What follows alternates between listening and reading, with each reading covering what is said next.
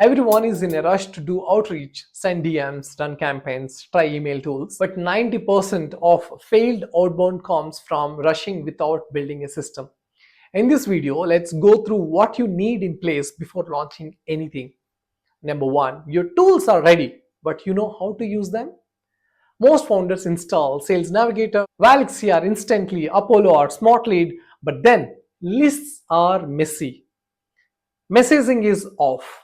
Campaigns run without tracking. If your CRM or even your Google Sheet can't tell you who's active this week, who replied last week, and who's stuck, your outbound won't scale. Second, you have set a 90-day goal and reverse engineer the effort. Don't say we want clients.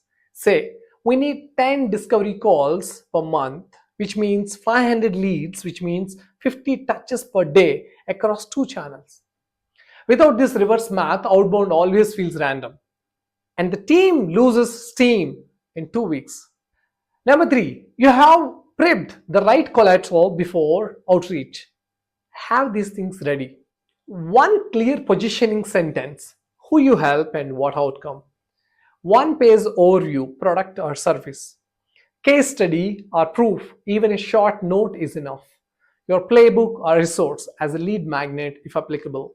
This way, when a lead says, can you send more info, you are ready.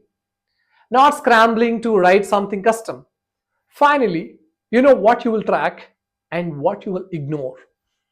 Track leads touched, positive replies, meetings booked, pipelines created, and ignore vanity views, likes on posts, bounce rates unless they are breaking your domain.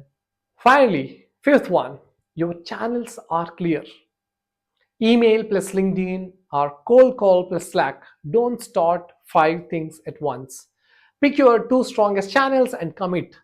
Example, LinkedIn plus email, great for tech product GTM leaders. Cold email plus Slack, great for RevOps community first personas. Cold call plus LinkedIn, works best for sales heavy roles. Bottom line, before launching outbound, build a mission. Even if it is small, make sure it runs. Otherwise, you will burn leads, time, and team morale. In the next video, we will go deeper into setting up your email system properly without hurting your domain or deliverability.